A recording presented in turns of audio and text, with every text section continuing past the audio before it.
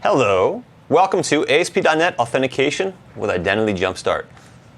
I'm Adam Tuliper, here. Code Foster. Code Foster, I love it. I'll go by Jeremy Foster today, though. This is our identity. We couldn't get the mustaches and the hats, so this is what we're going to kind of do here. Adam and I have an identity problem. We have an identity problem. But we're going to solve it today. We're going to solve it today, and we can show you how to solve your identity problem as well. I might even call it a crisis. Identity crisis. Identity crisis. So shall we get rolling? Yeah, let's do it. All right.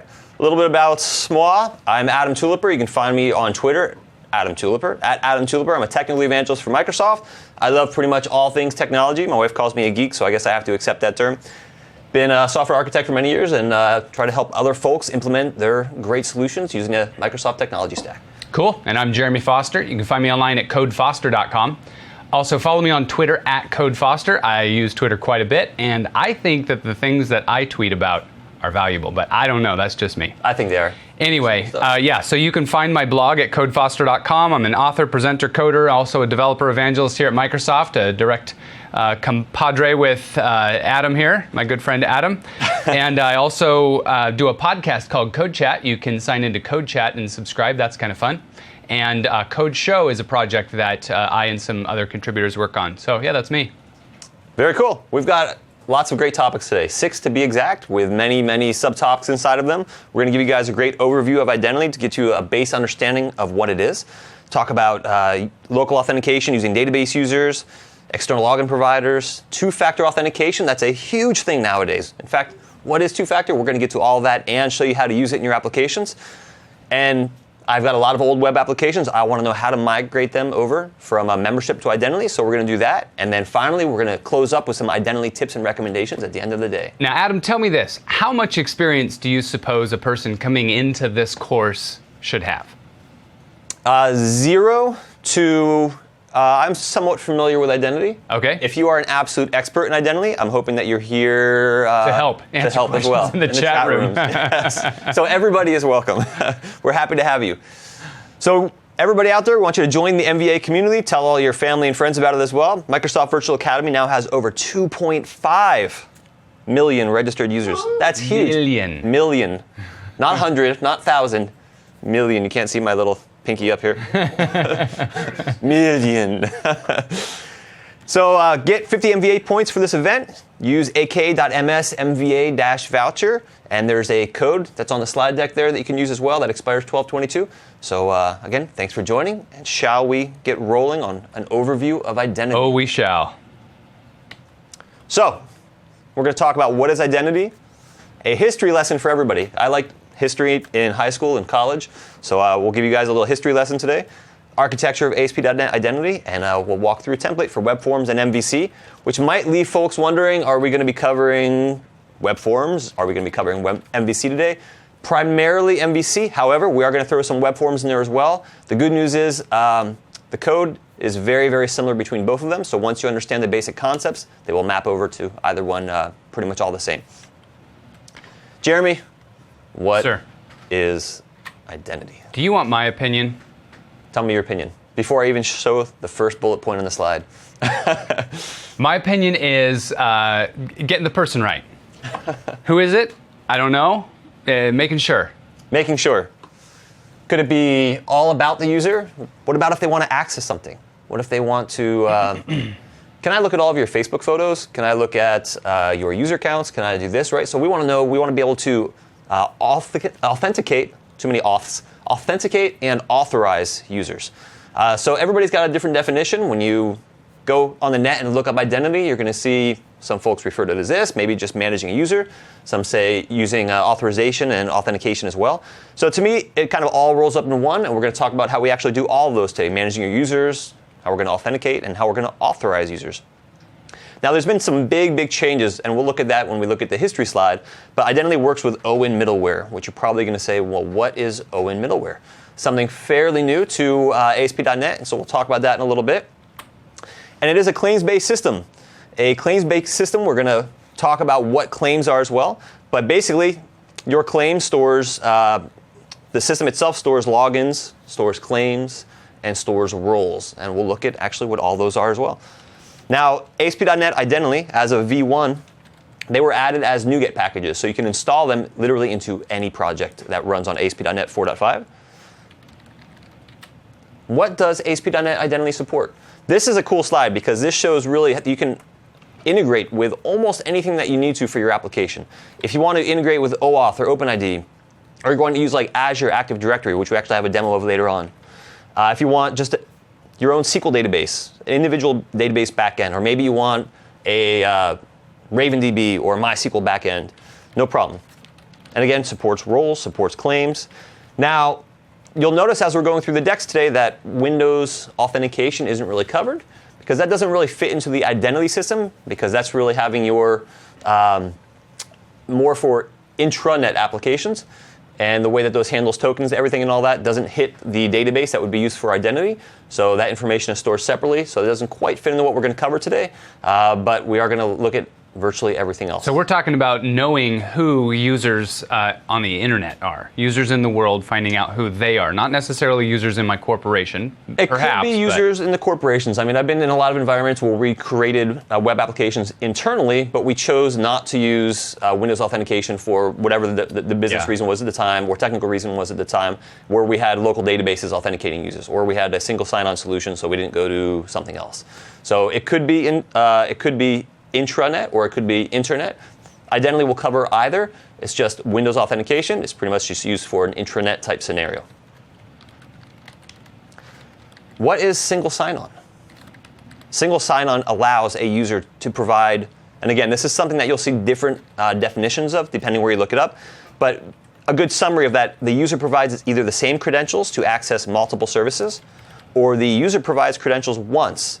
That allows them to access multiple services. The idea is you want to make it easier for the user to not have to remember, oh, I've got this password here, this password there, this password there. Now, this isn't the same as kind of sharing that one password amongst every single site. The single sign-on experience is ideally supposed to make it a little bit easier for the user, make it easier to manage user accounts as well. So I mentioned that identity is a claims-based system. What the heck are claims? I'm going to take these glasses off now because I think you know my identity. I know your identity. Set these good. So claims. A claims-based system, it's a little bit odd to get your head around. If you've been doing anything with membership or anything with authentication, authorization with ASP.NET in the past using what was built in, unless you were using Windows Identity Foundation, you typically were using a role-based system where you basically said, is this person an administrator? Is this person a user? Are they an accounting user? So claims allows us to have a lot more power on top of that. That allows us to assign many different attributes to a user. We could have an email address. Now, granted, it could also be profile information, but we could have email address. We could have other private information that we don't want anybody seeing, but that we're using to make a decision about that user. It's not just, do they happen to be an accountant? We could assign all sorts of attributes there. Do they belong to, we're at Microsoft, do they belong to this building? Can you think of any other things that we might use claims for? Oh, man, there's a million. Yeah, I was just going to say that I think that claims are kind of a superset of roles. Roles are kind of categories of people. Exactly, people in yes. this department or people that are this type or whatever. And claims are kind of a superset. And I like to think of them as they're a little difficult to wrap your head around because they are more abstract. But I like to think of them as more atomic. I can actually define what it is that I want to do more atomically when I'm using claims-based than when I'm using role-based. Absolutely. And if we can see the class here on the right-hand side for claims, they've got a bunch of properties on there, but mainly it's a key value system. So the user delivers claims on over to your application. They come from all sorts of different, you can have them stored in a database. You can assign them at runtime. Your code can assign them maybe on a per request basis, or you can actually store them in the database and the identity system will pull them out there and add them to your token. And claims can really anything you want to contain as information for a user. Now you have to be careful here because claims can get stored with that user's token that follows them around in their browser. So I wouldn't probably go and store 1,000 pieces of information in there. Not to be confused with storing information about a user's profile, which I just want to keep in a table and pull out as I needed.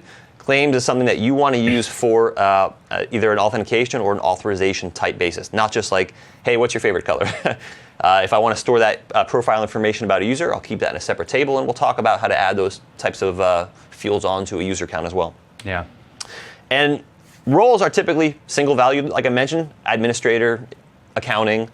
Claims, key value. So you can say, we're actually going to look at a demo here, Facebook access token. We can store all sorts of custom information on there. So claims are really cool, and that's what the whole identity system is based around.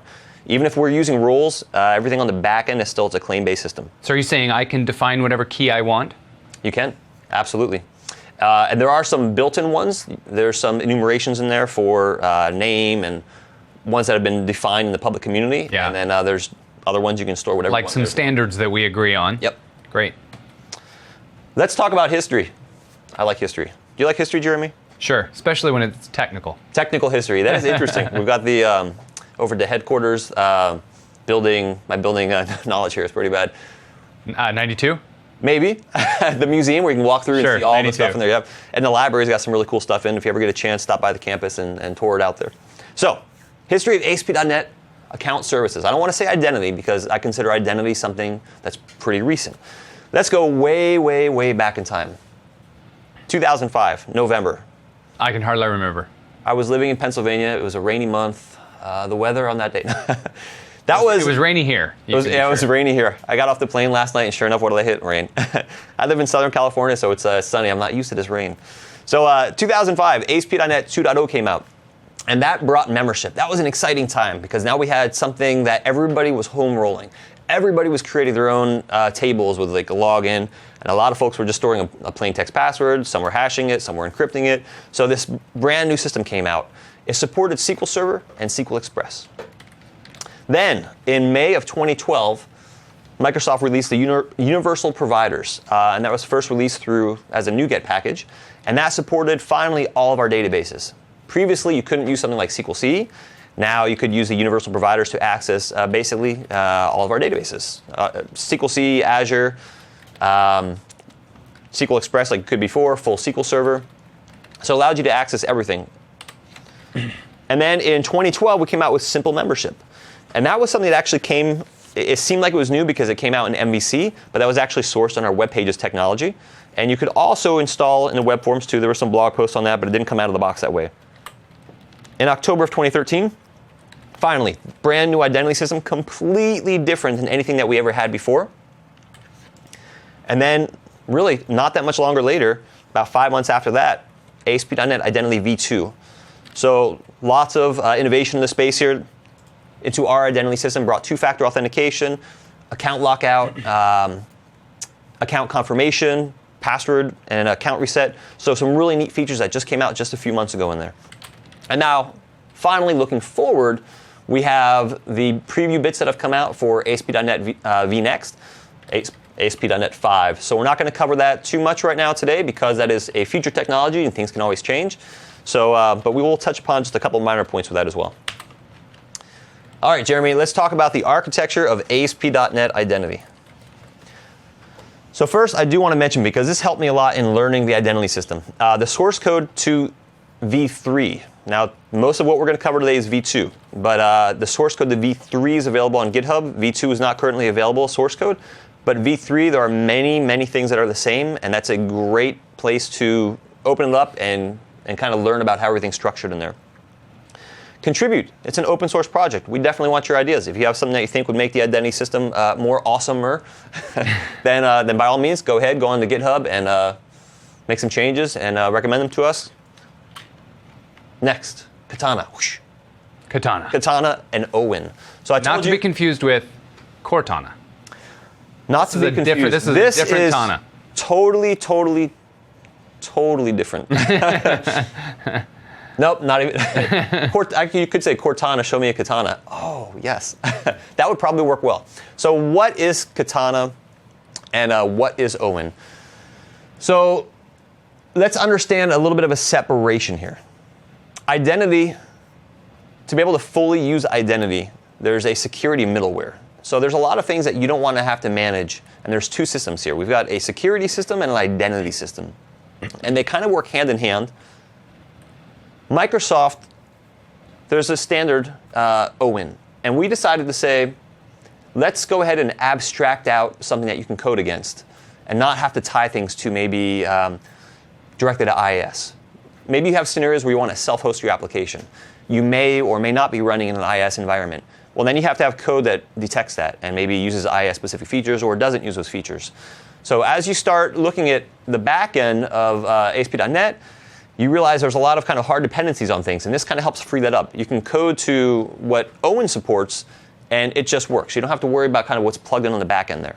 And besides just the adaptability, you also have the ability to interchange these OWIN modules and only take exactly what you need and no more. So you're not taking a larger dependency, you're taking whatever smaller dependencies you happen to need in your application. Absolutely. Katana, if you're searching on the net and you start doing a little bit of research on Katana and OWIN, going forward, the name Katana, everything there has been fully integrated into ASP.NET v5. So it's no longer going to be called Katana. So if you're going to go out and do a little research going forward, you're watching this module down the road, just take note of that. So the thing to look for now is ASP.NET identity, correct? Correct. Okay. You can also look in OWIN, so you can still code against that definition. So I would actually say research OWIN, and I do have a link at the end of this deck where you can go in and learn a little bit more about that. But just basically, if you have an OWIN module, it really defines something easy that allows a pipeline to communicate across. Your OWIN module essentially just gets a dictionary that's keyed by a string and stores an object in there. So you could look at your request headers in there. You can look for any sort of custom data. Let's say you are integrating with Facebook authentication. You can look for specific tokens coming back. You don't have to do all this kind of coding against specific things. You get this simple collection, this dictionary object. You look in there for the information you need. You add whatever you need to it, and then the next module processes. It's a really, really simple interface that allows you to develop these modules or use whatever Microsoft has developed for their modules as well.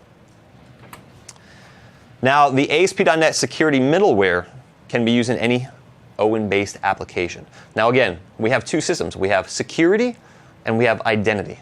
Now, would you say that security is roughly analogous to authorization, whereas identity is roughly analogous to authentication? I would in some cases. When we get to the external login providers, you could authenticate with the external providers. So there's sometimes you're going to authenticate locally, sometimes you're going to authenticate remotely as well. Okay.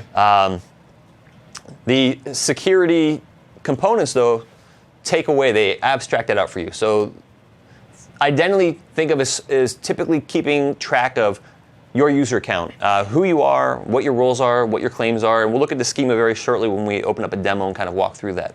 So it just kind of helps you keep track of your user account and the attributes surrounding that user account. The security modules on there help integrate with Facebook, Twitter, Microsoft Authentication. They do kind of that heavy lifting as opposed to just kind of maybe storing a token and storing your user account details. So they do a lot more of that heavy lifting for you.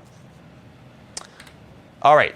Now, in understanding what we're going to look at when we walk through a template walkthrough here, with identity, one of the important things that we want to look at is using managers and stores. So there's a user manager and a role manager. If you want to go ahead and manually query a user, you would use the user manager.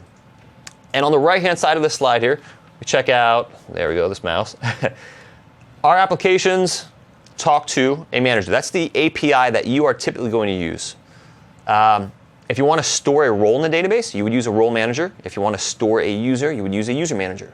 If you want to query the claims for a user, you would use a user manager. If you want to query the roles for a user, you would use a user manager. If you want to create, delete everything around the user, which one would you guess it's using? I'm guessing you're the user manager. I see.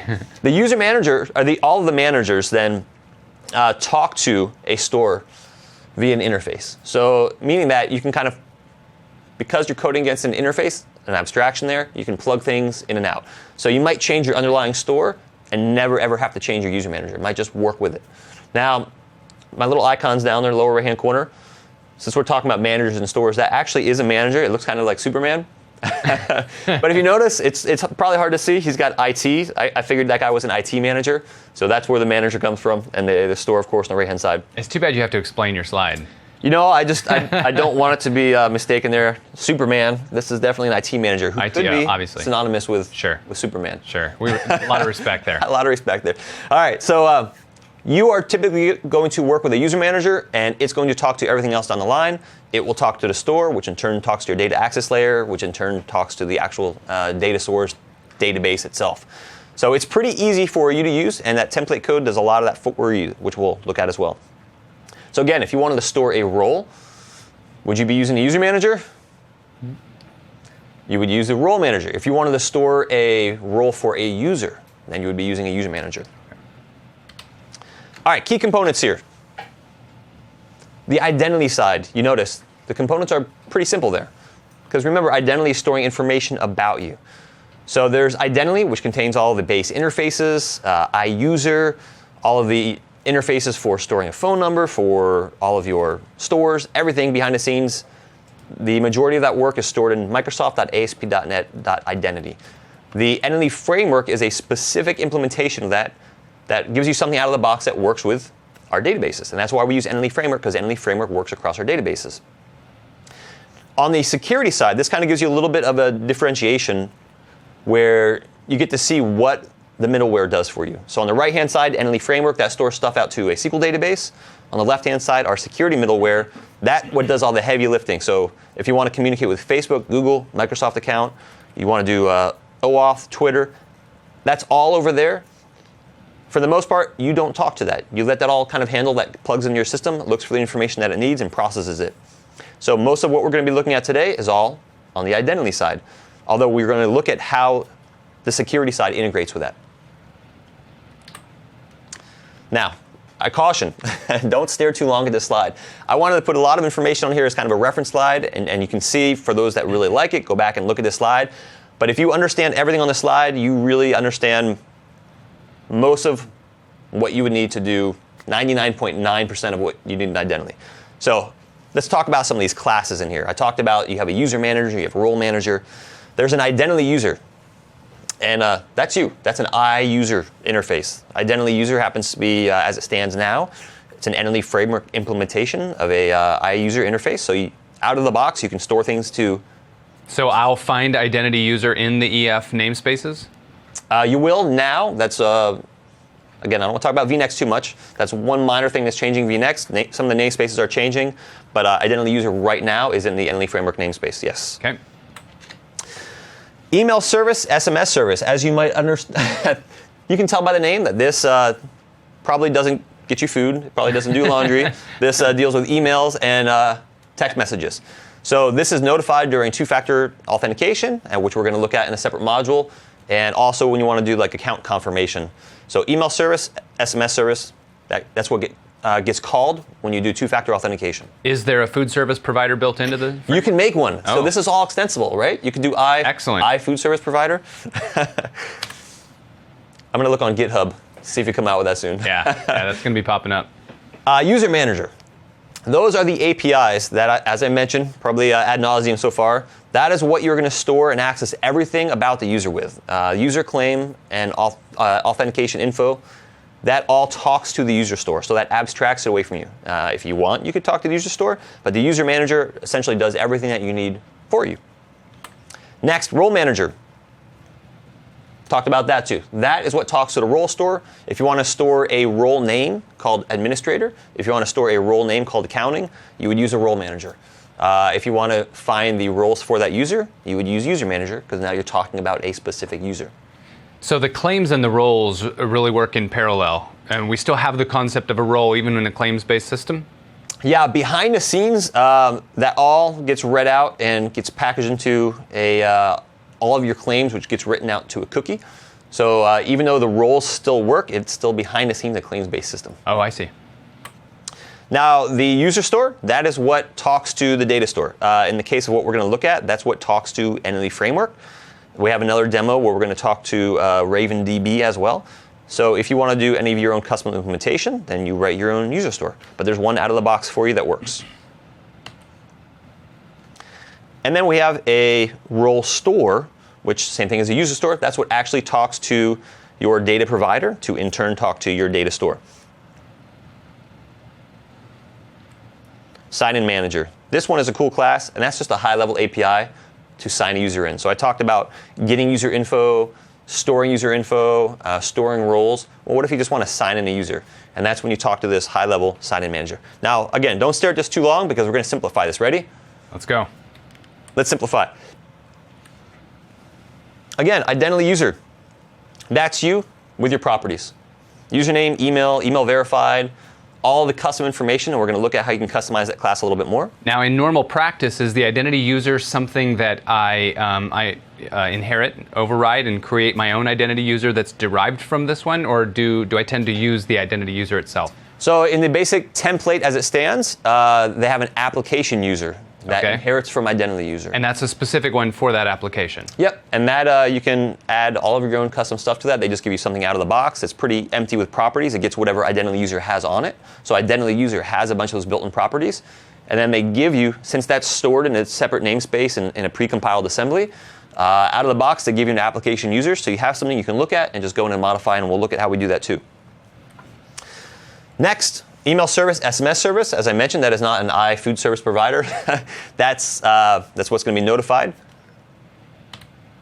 Application user manager. That's what you call to manage your users. So a user manager, as I've talked about 100 times so far, that's what's going to deal with everything with the user, storing it. The application user manager is kind of like your application user. It just gives you code in your application. So when we open up this demo project, we're going to see there's an application user manager class in there. It gives us something that we can customize a little bit easier. Sign-in manager. That's it.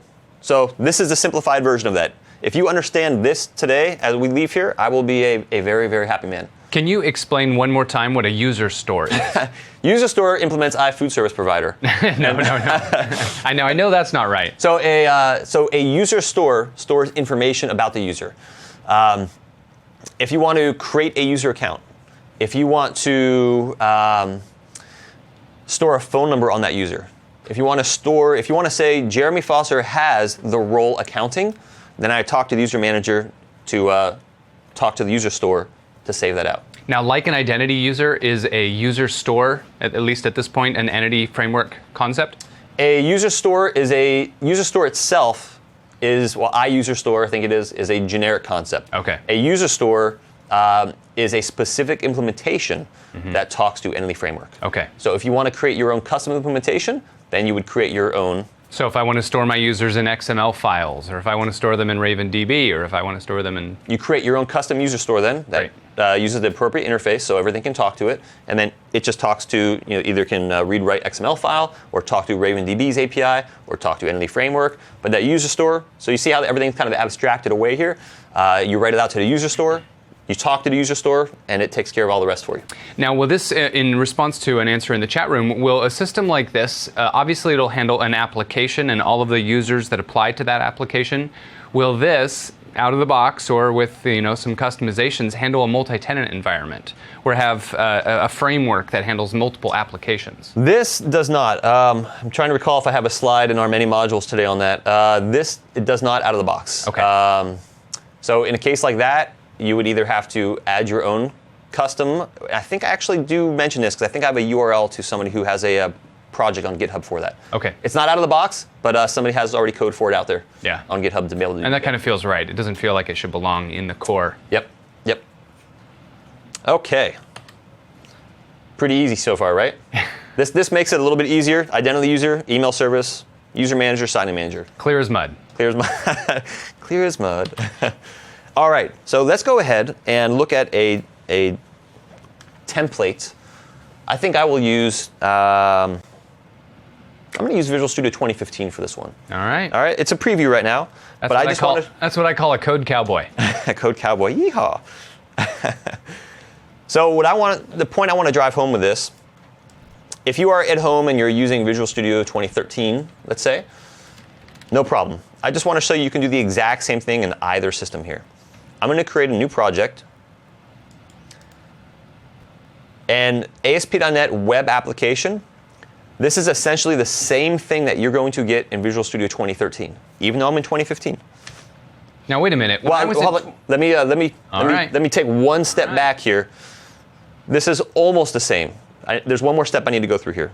So we'll call this basic template. Oops, look at those. Always messes you up a little bit when you get on a keyboard that you're not quite used to. A little bit different than the one you use at home. All right, now we're going to talk about a couple differences here. This is where this guy right here, this is the same thing that you're going to get in Visual Studio 2013. And again, I'm in 2015 right now. Okay. But notice they differentiate here. ASP.NET 5 empty, ASP.NET 5 start a website. This here is the same thing that you're going to get in 2013 right now. So it's kind of cool that it supports one or the other. Okay. So we're going to stick with the 2013 one, essentially. And I don't know if you saw that, so I'm going to, while that's loading, I'm going to create another one here just to show you this guy right here, since this deals with authentication. Notice on the new project dialog here, change authentication. The default here was individual user account. No authentication, well, that kind of makes sense. Individual user accounts for applications that store user profiles in a SQL Server database, or you can use things like Facebook, Twitter, Google, Microsoft, and we're going to talk about all that today. Organizational accounts, we're actually going to talk about this as well. And then I covered Windows authentication for intranet applications. Doesn't quite fit in the identity system here. So we're going to stick to these two guys today, individual user accounts for the most part, and we're going to touch upon organizational accounts. So going back to the template that I just created here. So we'll do this for MVC, and then we'll go through and I'll show you the differences in web forms as well here. Let's run this. And this gives you a nice looking basic template here that gives you the ability to, I'll wait till this comes up, register for an account or login. Now clearly we don't have any logins yet. If I go ahead and register,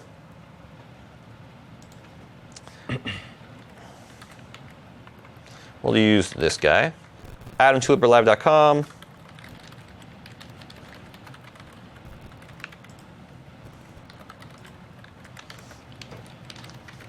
And I notice my password length is different.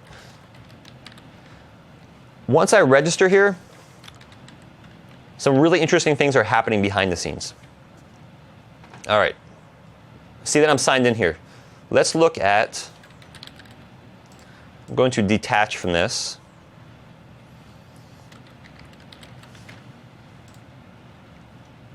And pin this little window here, because what I want to look at are data connections. If you don't run your application first, this is going to be empty. And so what this has done, the first time that we ran this, because this uses Entity Framework. Now you might say, I don't know Entity Framework. That's perfectly fine. Just know that it does all the heavy lifting to talk to the SQL database on the back end. But the other cool thing that it does is if the database doesn't exist, it will actually create it for you. And that's really, really handy in a default template. So that's what this did right now. This is actually pointing to a database that it created. For those that have been using the technology in the past and would add a database to the app_data folder, notice you don't see anything there, but behind the scenes, there is actually this database that was created for you. And Entity Framework did that. As soon as we brought it up and registered, it said, does this database exist? Does not exist? And it actually created a database for you based on some of the classes we're going to look at. Very, very powerful. Because of that feature, I feel like I'll never have to go create a database again. If it already exists, I'll connect to it. If it doesn't exist yet, I'll just write the code or I'll use a framework like this and let it generate the database for me. And for the folks that wonder, well, how can we, I don't know, take this database and what if I have another database? What if I don't want to use this database? Or maybe I want to use this database for testing and I need to migrate these changes to another database? We're going to look at that too. So I come over here to these data connections, I expand it, and again, you must run it first so that it gets created, otherwise you won't see this database there. Now tables. We have users and roles. So as I registered my user here, let's go ahead and say show table data. And if we look, there's a GUID here as the ID. This is actually a string. My email confirmed. Notice, never, ever, ever, ever store a plain text password. This is actually a hash, so it's not even encrypted. It's a mathematical function that comes up with this long binary mess. And that can't just immediately be decrypted. There are techniques that people use to try to break hashes, and so they'll take a password and they will hash that password and see if it matches this hash. And so then what you do is you hash repeatedly over and over and over again. Some security experts actually go so far as recommending that some systems hash a password for a full 1 second, which is a bazillion times of hashes, just over and over and over again. So it makes it a little bit more difficult for attackers to hash a password and compare it to yours. They must. I heard it said that a good hashing algorithm is not a fast one. You actually want it to be slow I mean, if you have the resources, certainly a person has the time to wait long enough for that level of security. Absolutely. The interesting thing about a hash is that the same exact password always hashes the exact same. But once it's hashed, you don't come back from that hash. That is true. Without supercomputers. Yep, absolutely. And there's a minor variation on there. You can actually have a salt that's applied to a beginning of a hash that kind of mixes it up even more. Mm-hmm. So if you hash the same password and it's got a different salt, it actually makes that a different resulting hash. All sorts of fun stuff they do with hashes nowadays. Okay, so notice I've got a couple fields here. In this case, let me just expand this. You can see the fields in it easier. Email confirmed, a phone number's there. So these are the default fields, and we're going to get to how you customize these. So that's your user account. This is the one I just created. That's me. Now roles, we don't have anything in roles yet. And a role is pretty simple. It's an ID and a name. So again, like accounting. User roles. What roles does a particular user have? So you just have a key to roles and a key to the user. Easy enough. Now the ASP.NET user logins table, this is used when you're dealing with external login providers. So we'll look at this in module 3. ASP.NET user claims, this stores all the claims for the user. So claim type, claim value, remember I said it was a key value pair, the user ID, and just an ID for that table. So this is what it gives you by default, and we're going to look at in the next module how you customize these tables a little bit. So let's see what happens here with the magic in our application.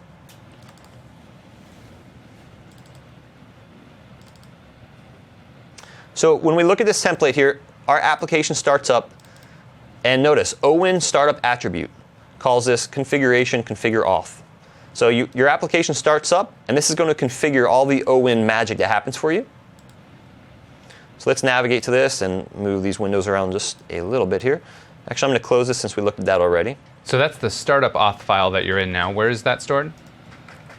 So startup called startup auth, which is in app_start. And that might seem like it's a special folder name. Like in web forms, it had all sorts of special folder names. And this is just a convention. The fact that it's called app_start means nothing. It's just a convention that folks use for any of your startup code here.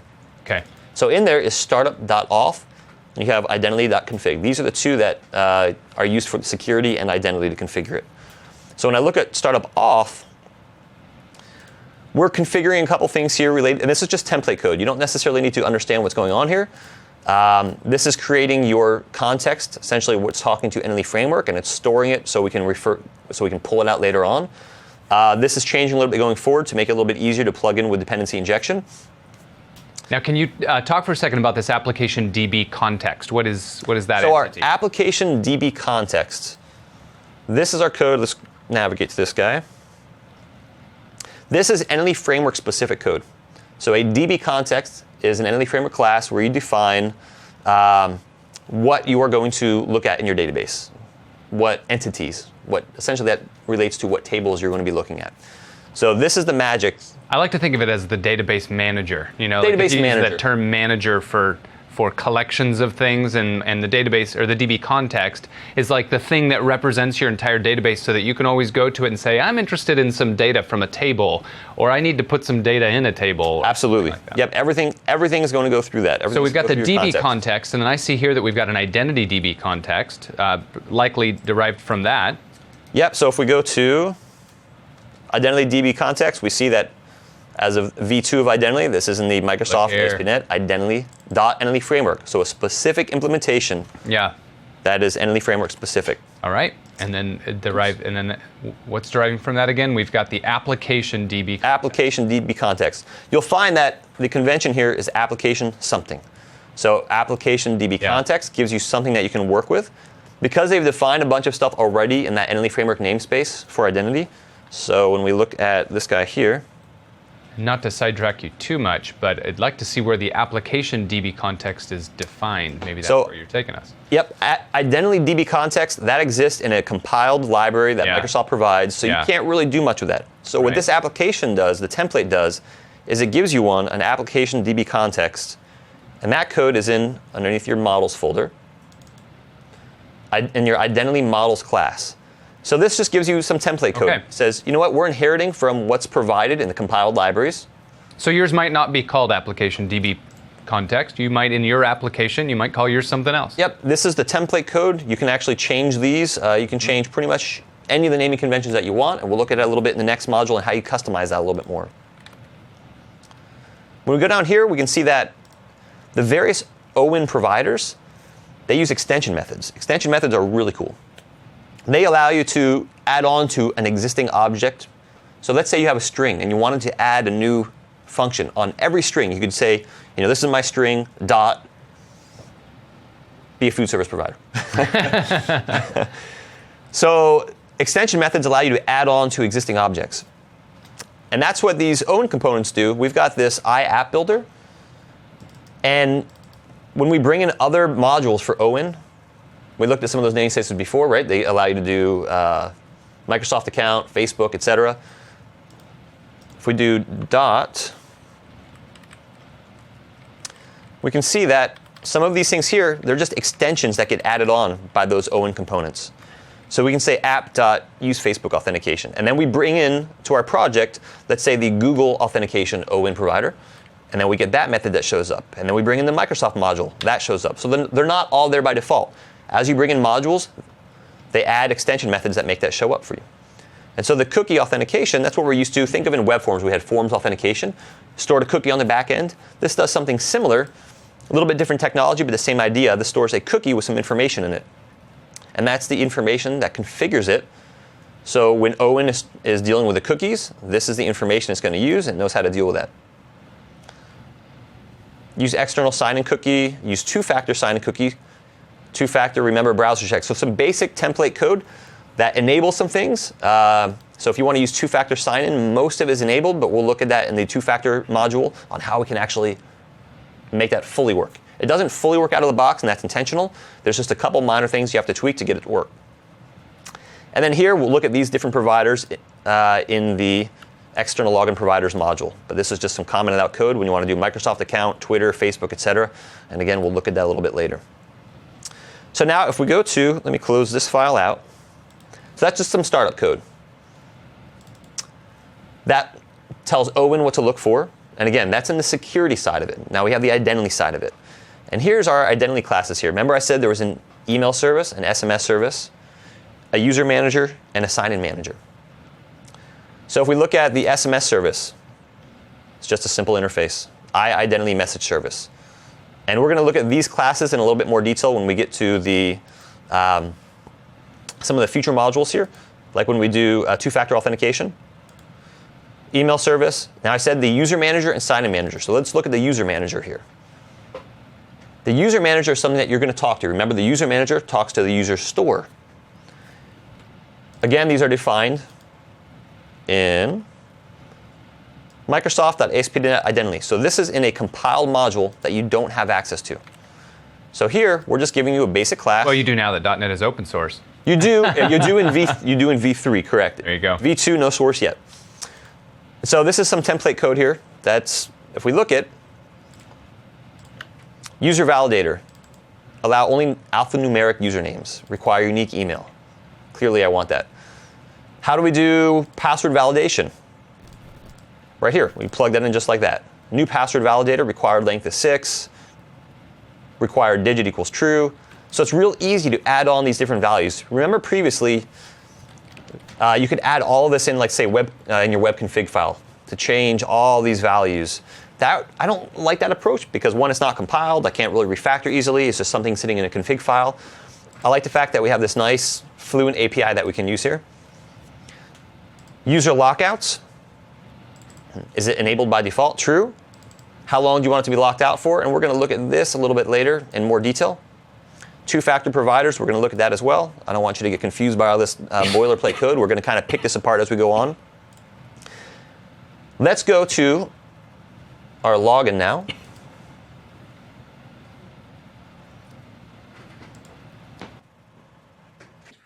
So when we log in, excuse me, I mentioned that there's a user manager we can talk to and a sign-in manager. Well, here it is. Here's our sign-in manager class. When we log in, we take the credentials that user specified, an email, a password, if they checked off Remember Me on their web page, and should we lock the account out if it fails. In other words, if we increment that lockout count. And we're going to cover the account lockout a little bit later, so we can kind of ignore the lockout for now. We try to sign in the user. What is the result? Success, it worked okay. The account's locked out. We have to verify this account, or it's a failure.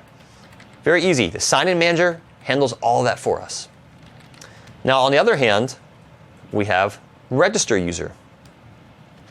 And our register user here, the user clicks on the page. They click on the button to register the user. So they click on, let me log off here. Let me Control F5 this to start without debugging.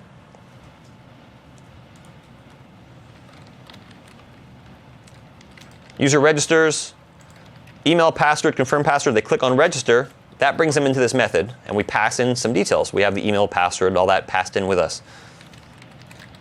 User manager, if we want to create a user, remember I said we talked to the user manager?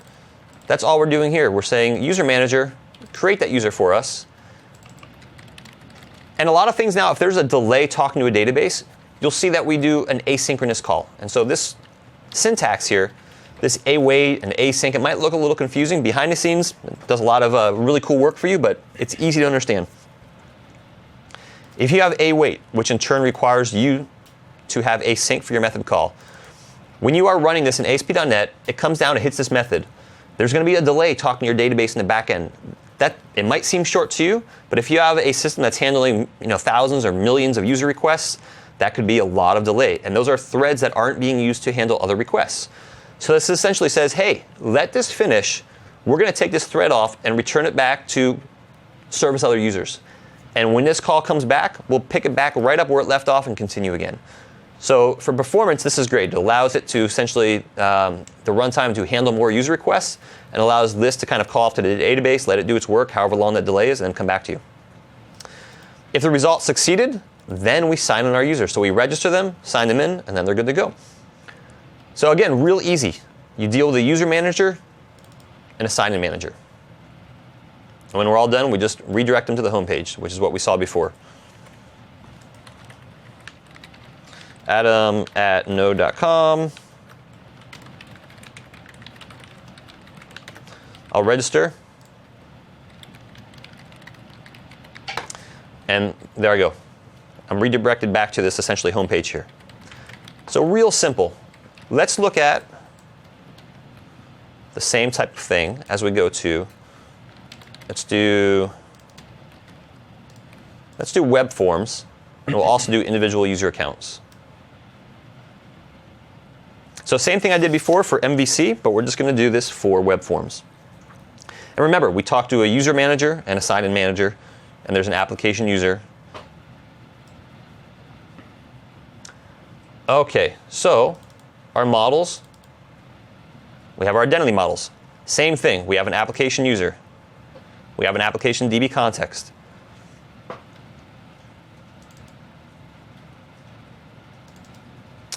Our application starts up, we also have a startup class, just like we had in MVC. That in turn calls our startup method, our startup.auth class. Same thing that we had in MVC.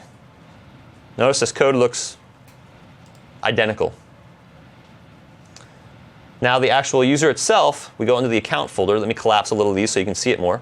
So account, when a user registers, let's look at that code behind here. So we're getting a reference to the user manager, and we're getting a reference to the sign-in manager. Those are the things that we want to talk to. We're going to create a new application user, which behind the scenes goes to identity user, which is an iUser. We give it the required information. We call the application user manager.create. Remember, if we want to create a user, we talk to the user manager. And then we sign in that user, and we redirect them back to a URL. So it's calling the exact same code behind the scenes. For those that have been used to using web forms, there's no like login control that you would use previously here. And that allows you to have virtually the same code between the systems. And all the template code is here for you. If you want to create your user, register your user, log in your user, all that code is provided for you. And it's virtually, outside of some minor differences here, like where you get the context, in other words, where you refer to the user manager and where you refer to the sign-in manager, outside of some differences between MVC and web forms on how you would do that, or where you would do that, I should say, everything else is virtually the same. We call a sign-in manager to sign them in, and we get a result code that comes back that we check the exact same way. So again, most of this code is virtually the same between web forms and MVC. Make sense so far? Yep. Hopefully it's a little clearer than mud right now. Yeah. Yeah, no, we've got really good discussion in the chat room right now. People asking some good questions, and sounds like they're understanding. Very good, very good. So again, user manager, application user manager. Sign-in manager to sign in a user. We talk to the user manager to create an account, get roles for a user, etc. We sign in the user using the sign-in manager, we check the result, and then we are essentially done. So very, very simple process there. Out of the box, uses Entity Framework behind the scenes, and creates a database for you, fills in all that information so you don't have to manage any of that. And in the next module, we're going to look at how to customize that a little bit more, how to look at this data in a little bit more detail. Maybe we want to change the names, maybe we want to add some custom fields into there. So we'll see you back shortly. Here's a couple of resources for you, and thanks for joining us again, and we'll see you for the next module. Let's take a 10-minute break.